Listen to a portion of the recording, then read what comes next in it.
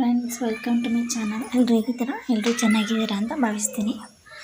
ನಾನಿವತ್ತು ನೆಲ್ಲಿಕಾಯಿ ಜಾಮೂನ್ ಮಾಡ್ತಾಯಿದ್ದೀನಿ. ನೆಲ್ಲಿಕಾಯಿ ಜಾಮೂನಿಗೆ ಫಸ್ಟ್ ನೀರು ಇಟ್ಕೊಂಡಿದ್ದೀನಿ. 1.5 ಗ್ಲಾಸಷ್ಟು ನೀರು ಹಾಕ್ಕೊಂಡಿದ್ದೀನಿ.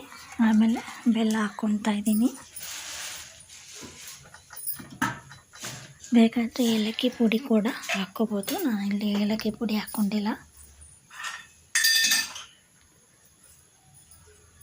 ಬೆಲ್ಲ ಹಾಕ್ಕೊಂಡಿದ್ದೀನಿ. ಆಮೇಲೆ ಒಂದು ಸ್ವಲ್ಪ ಸಕ್ಕರೆ ಹಾಕ್ಕೊಂಡು ಚೆನ್ನಾಗಿ ಕುದಿಸ್ಬೇಕು.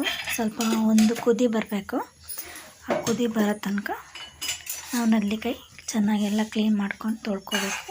ಚೆನ್ನಾಗಿ ತೊಳ್ಕೊಂಡು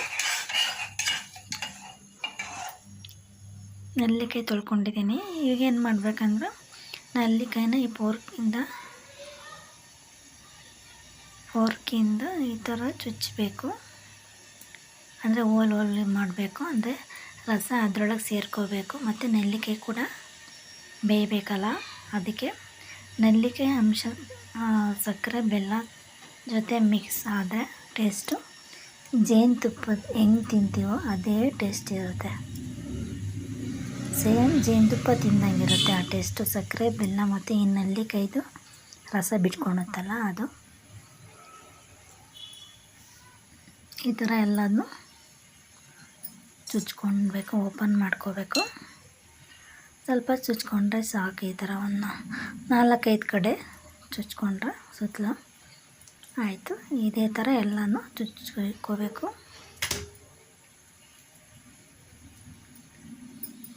ಎಲ್ಲ ಚುಚ್ಚಿಕೊಂಡಿದ್ದೀನಿ. ಆಮೇಲೆ ಅಷ್ಟೊತ್ತಿಗೆ ಕುದಿತಾ ಇತ್ತಲ್ವ ಬೆಲ್ಲ ಸಕ್ಕರೆ ತುಪ್ಪಾಕ ಒಂದು ಸ್ವಲ್ಪ ಕುದಿ ಬಂದ ತಕ್ಷಣ ಈ ನೆಲ್ಲಿಕಾಯಿನ ಹಾಕ್ಕೊಂಡ್ಬಿಡಬೇಕು.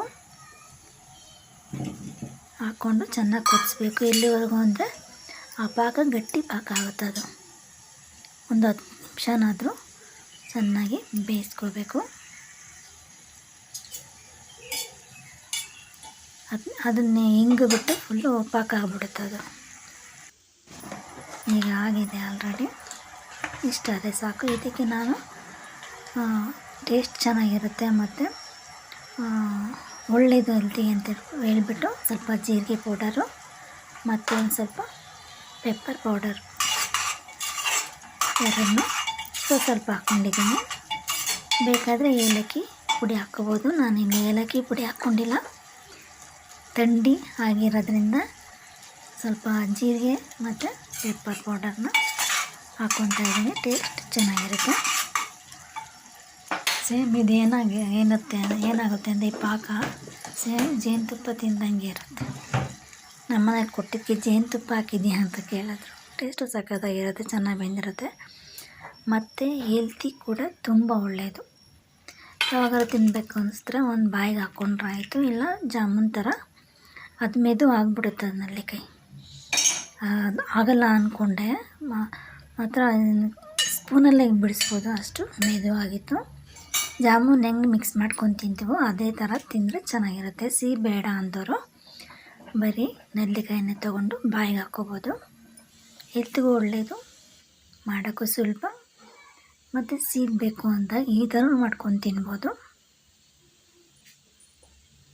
ಹೀಗೆ ನನ್ನ ಚಾನಲ್ ನೋಡ್ತಾಯಿರಿ, ಸಬ್ಸ್ಕ್ರೈಬ್ ಮಾಡಿ, ಲೈಕ್ ಮಾಡಿ, ಶೇರ್ ಮಾಡಿ, ಕಮೆಂಟ್ ಮಾಡಿ. Thank you for watching.